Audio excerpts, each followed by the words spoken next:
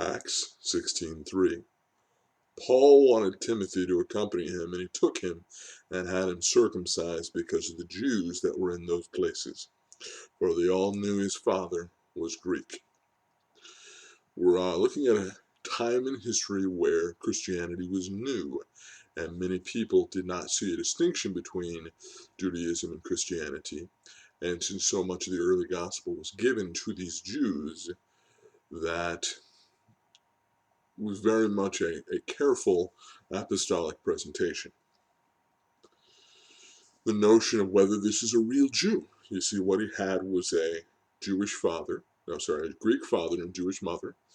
And the notion, are you a real Jew, became a question to people when all he wants to do is accompany Paul on missionary journeys, preach the gospel, establish churches. Secondly, there's a little something along the lines of racism sneaking in there somewhere, along the lines of, is a relationship with God tantamount to a race?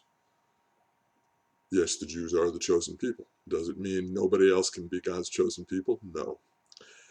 Secondly, there's an implied notion here that's very, very peculiar. I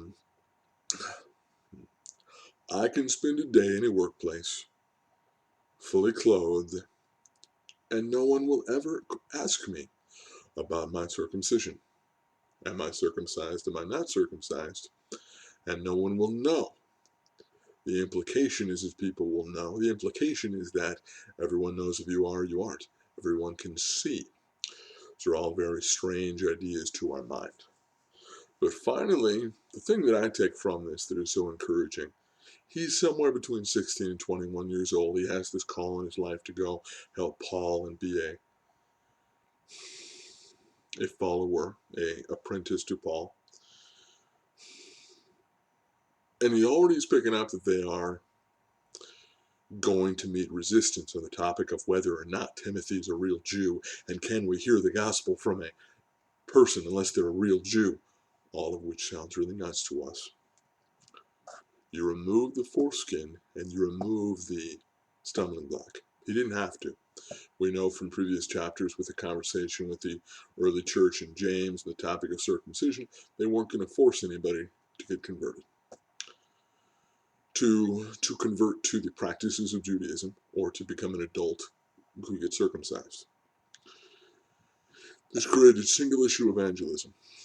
That is, people could have spent days wrangling and discussing, getting distracted by whether or not this was a quote-unquote real Jew, whether or not he was truly circumcised. Instead, it meant that the only topic that would be talked about was the gospel. If I blessed you or encouraged you, please like and subscribe.